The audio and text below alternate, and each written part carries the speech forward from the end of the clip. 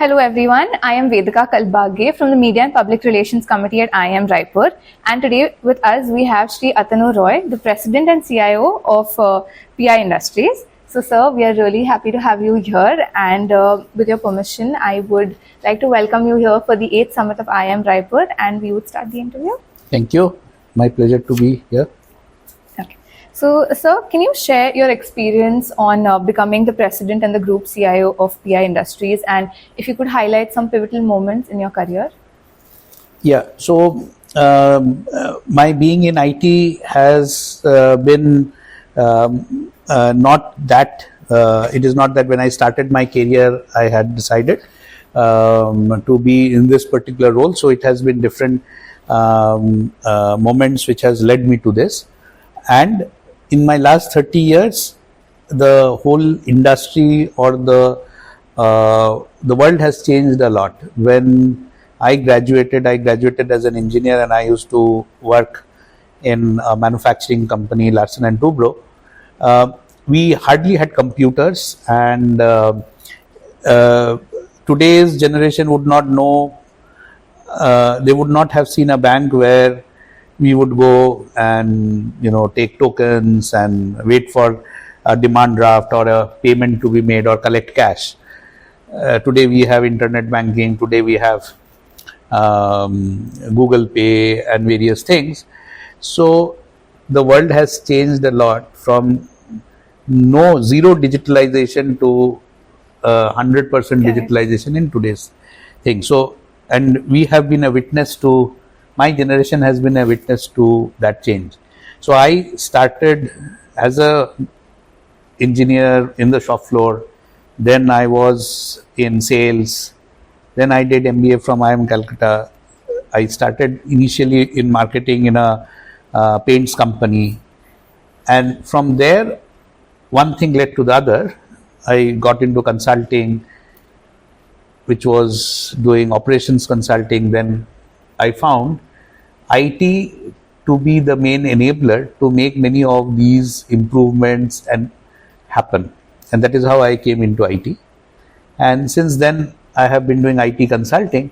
But when I was doing IT consulting and various companies, many customers I was working for, I felt that to make the real change happen, to get the real benefit, by giving advice or building solutions for others doesn't make it happen that effectively than being in that company and making it happen.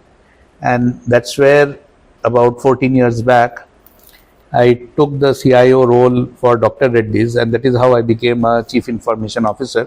Primarily the motivation was, as while I was working in consulting and technology companies, I was building solutions for customers, but it was ultimately the customers who had the full picture and who were making the real strategies. And to make that impact happen, for all these impacts which has happened in the world, ultimately it is the end user, end organization which is making it. So I wanted to be in that side, and that is how I became a CIO. And Dr. Reddy's was a great company for me to do a CIO role because it was very advanced. Then I joined Sun Pharma, which is the largest pharma company in India, where I had the opportunity to integrate Ranbaxy, which was another large pharmaceutical company. And IT played a major role in this integration, as well as transforming the company for significant productivity increase. Then now I am an PI, which is an agrochemical company, and that is how my journey has been at the CIO role. Just to sum up, it is what had motivated me was how can we use technology to increase competitive advantage. That is one of the levers to increase competitive advantage. Also to change various business models and create new business models. You would see either new business models are getting created. This is a new lever which has happened, which was not there say 30 years, 40 years back. Technology to create new business models, or even to increase customer satisfaction exponentially, or increase productivity exponentially. Businesses like Uber came up and they disrupted the other earlier Avis or other taxi services business which were there. Or Ola came up and disrupted what Meru cabs and Easy cabs were there in India. So digital technology, if you create a business model, it creates new ways of utmost customer satisfaction. Yes. And therefore it increases, it creates new avenues and it disrupts other business. People which are unthinkable happen. So 30 years back, we could not think of a bank which will not have a physical bank thing. Now in Singapore, you have banks which are with possibly 1 or 2 employees, and it is all full virtual banking. Similarly, we could not think of, now there are virtual pharma companies. Yes. So there are all these things happening, new business models are coming. That motivated me to be in technology, which could change business. So that is how I navigated or gravitated towards this career. Correct. So, sir, since you mentioned that the challenges you faced and right now how it's so digitalized, would you say that there could be some more further future challenges, even considering the digitalization, and what would you say we would have to do to stay relevant in that type of an environment? So it is moving very fast. So, and new things are emerging as we go. Correct. So, and one has to keep the ears and eyes open and be the trendsetter. While the dominant business model is there, one needs to be a trendsetter in the new things and keep experimenting. So, if your question is what are the new technologies which will come, various things will come, we can't even think of. Yes. Many things will die off because they will not. So, there is something called the hype curve. In Gartner is an analyst, so they have something called hype curve that is like this. So there will be hype, and many of them then die out, and then finally something makes it, and those becomes then finally relevant. So one needs to, some people, big brands, big companies, they wait for which technologies will die up, no point investing in that. And then you invest in solutions and technologies which are going to stay. So one has to always keep their ears and eyes open and see these are the technologies to stay, and hence create solutions, business model changes, adopting the technology quickly. So the key lever is how can you adopt the technology quickly and embed in your business operations. That is extremely important. The agility to embed it in your business operations. Things like metaverse or working in a virtual world, trying out things in a virtual world. Are you evaluating consumer behavior in the virtual world before you bring it to physical world? So there are various things which will happen. So one needs to keep their ears and eyes open and look at what are the new technologies which will be coming. Though so much of digitalization has already happened, many things will happen. For example, even during COVID days, I was in a company, pharmaceutical company. We were making life-saving drug called remdesivir in the second wave of COVID, which was required by a lot of patients. And in my factory, 500 operators got infected of COVID. So the people who have to manufacture the drug, they themselves were infected. And if those machines no one can operate, only people who are trained can operate that. So we could have, what do we do about the other patients who are there outside? Since we had already worked on certain technologies, we immediately activated it. Can you operate a machine from your home? So remote operations using virtual reality, and the controls of the machine will come to your computer at home and you can operate it. So that makes so many things possible. It was life-saving at that point of time.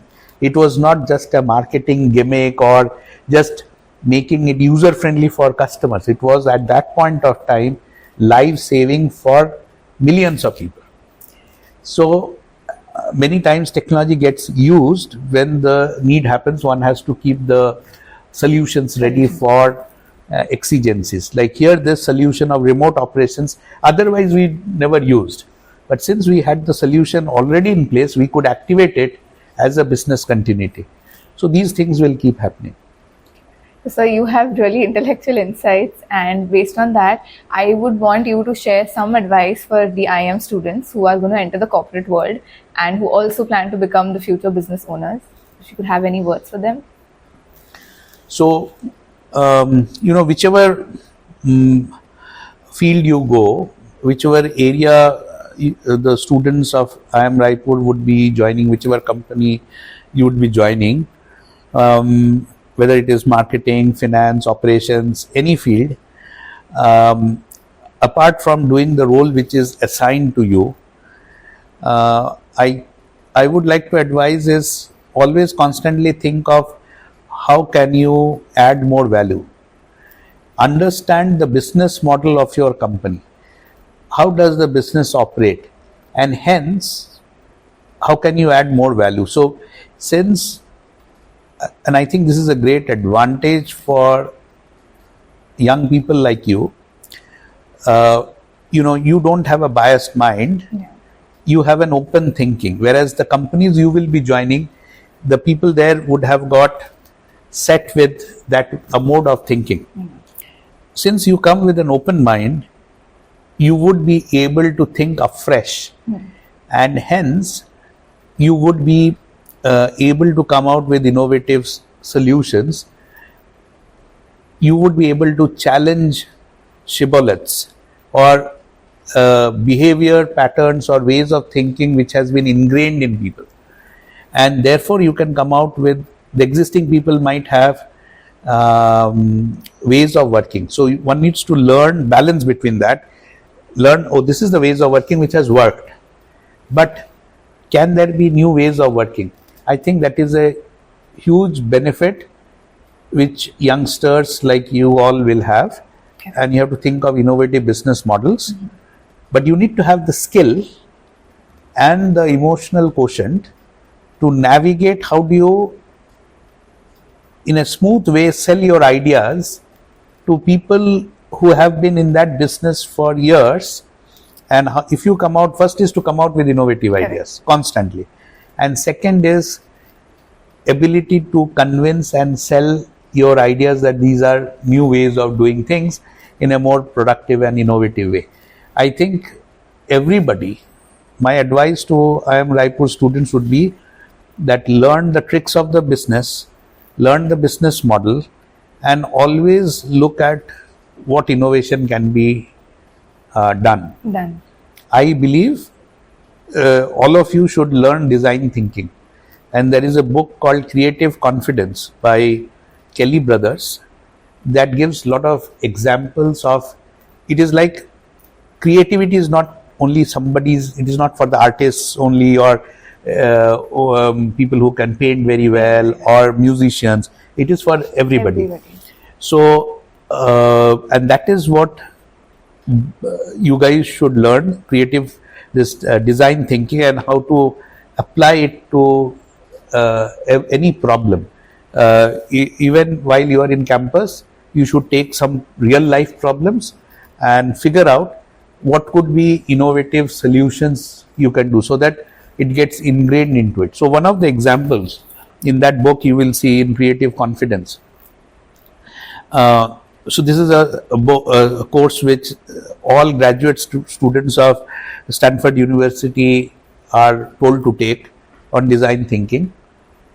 And one of the projects which were given, so 3 months is the time for the project. Okay. So many startups came out of that project.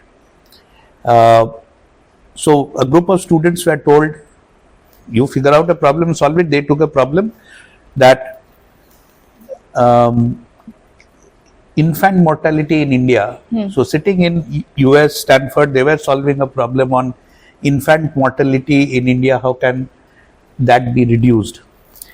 So these students, group of 4 students, came to Bangalore, and they figured out that while so infant mortality was high, the real problem was that babies born in India were underweight. So when they come out of the mother's womb, they are underweight, so they don't have enough warmth, fat in the body to keep them warm. And if 2 weeks they are kept in the incubator, then they get enough body fat, and then they can survive. So General Electric, through Bill Gates, Melinda Gates Foundation, had given a lot of machines to the government hospitals, but they were kept unused. So they were kept unused. Why? Because mothers from rural areas, they could not be out of their family for 2 weeks in a hospital. So then they figured out, so people thought, don't bring American solutions to India, thinking that just incubators will help. But they said only they have to keep the babies warm. So if there is a blanket, easy way of blanket, and they put the baby in that blanket, then the baby will be warm. So they just took 2 insulated cloths, and warm water can be put. The water has a specific heat capacity of 4,200 joules. So it keeps, warm water is warm for a long period of time. And in that blanket, babies are kept. So it was a 500 rupees solution, but the mother can stay at the home, and it solved the problem. So one needs to, so innovation can be at every part, and people had not thought of this solution. These students, in their project, they thought of this solution, and it was a wide success in India and Nepal. So design thinking, I think my advice would be that you all take courses in design thinking, and that will help you in any field you go. So your insights and your knowledge is really invaluable, and I am really honored to have you. I got the opportunity to interview you, and I would really like to see you again. So we look forward to having you here, and thank you so much for joining us at IIM Raipur.